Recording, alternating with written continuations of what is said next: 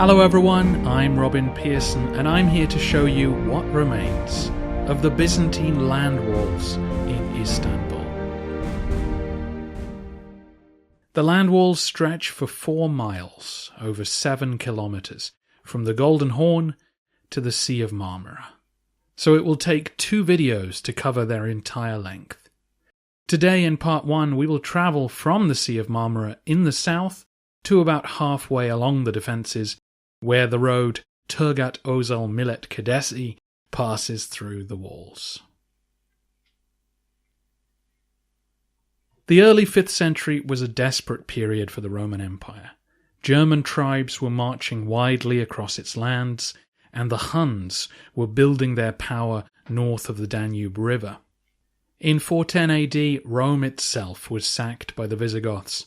This sent shockwaves across the Mediterranean world, and the government in Constantinople responded by constructing a new set of walls. Though the city already had a defensive wall, the Praetorian prefect Anthemius pushed ahead with plans to construct a sturdier set on higher ground some 1,500 metres further west. Not only would this provide his capital with stronger defences, but it also greatly increased the city's ability to withstand a siege. The extra land enclosed by these new walls provided space for cisterns, farms, supply depots, and room to house thousands of refugees. If the Goths or Huns came calling, Constantinople would now be ready for them. The new walls formed a robust defensive structure. The huge inner walls rose 12 metres into the air and were 5 metres thick. They looked down on the outer walls, which were 8.5 metres high and 2 metres thick. Below them, a small third wall hovered above a deep moat that could be flooded during a siege. Any attacker attempting to scale these walls faced an impossible task. At each stage of his climb, he was intensely vulnerable to arrow fire and other missiles being thrown from above. Both inner and outer walls were studded with 96 towers at evenly spaced intervals to ensure that no section was left unguarded. What made this fearsome structure possible was the unique geography of Constantinople's position. Surrounded on 3 sides by water, the city needed only one land wall to protect it. The Romans could therefore pour resources into these defences, making them virtually impregnable. Many enemies would march to Constantinople over the next millennium, but few would actually attack the walls. What was the point? 3 major armies did attempt to storm the land walls. The first 2, the Avars in 626 AD and the Arabs in 717 AD, both ended in miserable failure. The third, by the Ottomans in 1453, succeeded, but only after the invention of gunpowder had begun to change the very nature of warfare itself. For 1,000 years, then, these walls kept the Roman state safe from threats that would otherwise have wiped it out. They are known today as the Theodosian walls, named for the emperor who reigned during their construction. But he was a child at the time, and it is Anthemius's government who truly deserve the credit for this world-changing construction. After capturing the city, the Ottomans continued to use the fortifications, but once the walls became obsolete, they were looted for building supplies. Most of the outer wall has now disappeared, and though time and earthquakes have done considerable damage, the inner walls are still largely in place. Attempts at restoration in the past half-century have been much criticised, but in places they preserve for us the shape and feel of the triple wall structure.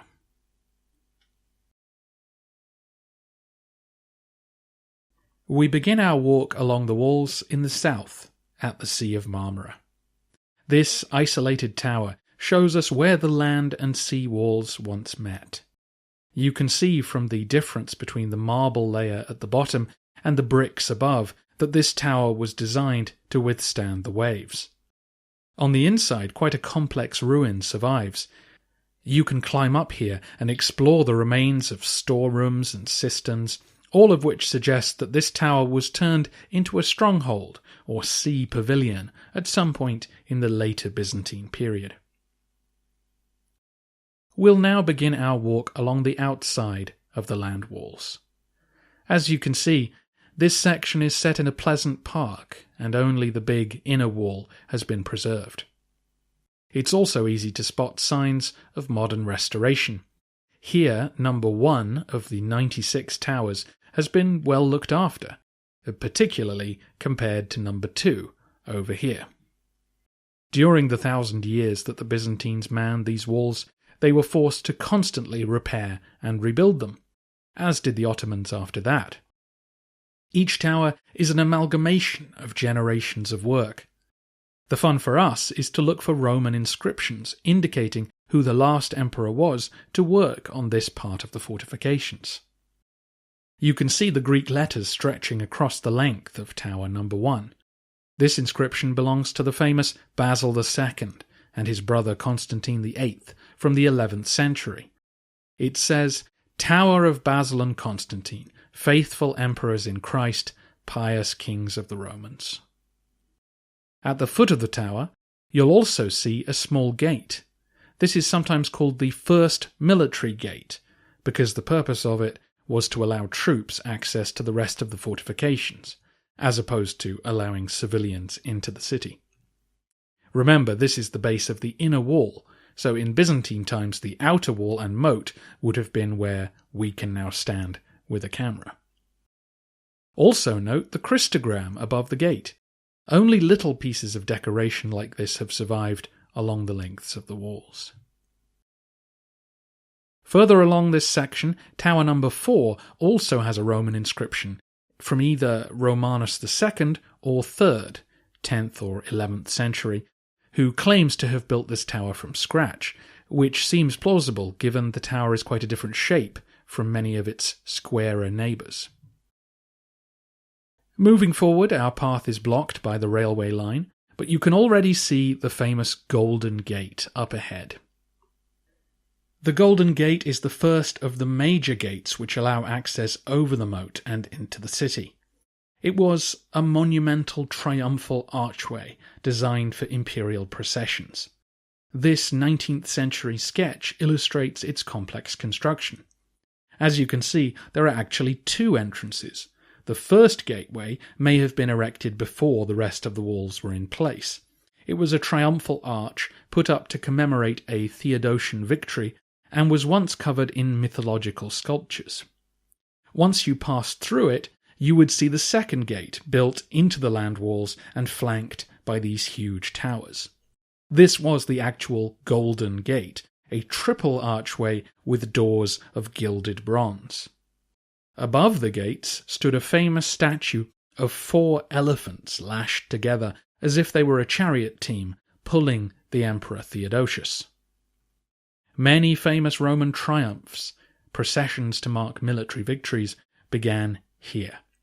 Heraclius, Constantine V, Basil I, and II, who is pictured in this illustration, all marched from here up the Messi in front of the assembled population. The only way I could get shots of the gate, awkwardly, was to climb through a neighbouring graveyard. Why? Because the Golden Gate was incorporated into an Ottoman fortress shortly after the conquest of the city. The fortress of Yedikule, or 7 Towers, functioned as a prison and treasury. Taking advantage of the Golden Gates and adding these 3 Turkish towers, it formed a formidable redoubt. I hope in future it will be open again to the public and we will be able to properly enjoy the Golden Gate. Currently the view is limited and you have to find the right angle to see the 2 separate gateways. Do visit thebyzantinelegacy.com to see the little bits of Byzantine sculpture which have survived in and around the gate. Back on the path, the line of the walls now takes on an appearance that might be familiar to you, with the towers stretching away into the distance. And we get more of a sense of the shape of the triple walls here, with bits of the outer wall still standing and the moat now given over to gardens. the dilapidated state of the walls does open up some sections for us to gain insights. Here you can see the small arches which held up the turrets on the outer wall, while this tower reveals its two inner chambers to us. The upper story was used for fighting, the lower for storage. There was no internal access between the two. The staircases were all external. We're now approaching the second public gate, and we get a nice shot here of the decay of one of the Byzantine towers, contrasted with the shiny, restored gate towers. This modern restoration has been heavily criticised for its lack of care for the original materials, but this section does recreate for us the triple wall structure, showing the three-layered obstacle that any attacker would have to overcome. This section of the walls was almost never attacked because its defences were so strong. This gate was known as the Deuteron, and then the Zilokirkos Gate in Byzantine times, and then as the Belgrade Gate under the Ottomans. As we cross the moat, you can see another access military gate just over there. And if we look behind the outer wall, we can see how soldiers accessed the battlements. Walking through the gates, we can see the external staircases that led to the top of the outer walls.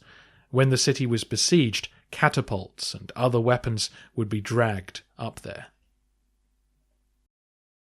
Moving on, we continue along this restored section, and soon we find a few towers from the outer wall which have managed to survive.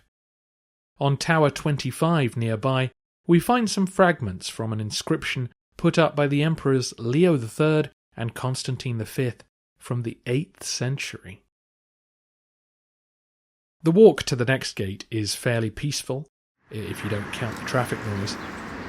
The walls are gently crumbling, with restored parts peeking out from the rubble. You will pass the second military gate, as it's called, which is open to the public. On Tower 34, just before the next major gate, you might be able to spot another fragmentary inscription. This one is from John Palaiologos. Repairs were made to this tower just 15 years before Constantinople fell to the Turks. Our next gate is the Pege Gate, or Gate of the Spring, named for a holy spring nearby. This was the gate that Byzantine forces used to recapture the city from the Crusader occupation in 1261. If we look at the left gate tower, we can see another inscription from Basil II and his brother, who repaired this tower back in the 11th century. But if we go through the gates, we see another inscription indicating vital repairs were undertaken again just before the city fell. It says, "This God-protected gate of the life-giving spring was restored with the cooperation and at the expense of Manuel Vurienios Leontarai, in the reign of the most pious sovereigns John and Maria Palaiologi, in the month of May, in the year 6946. You can still visit the spring, by the way. It is housed in the monastery of Zoodochos Pege nearby, where you can also visit the graves of several Orthodox patriarchs.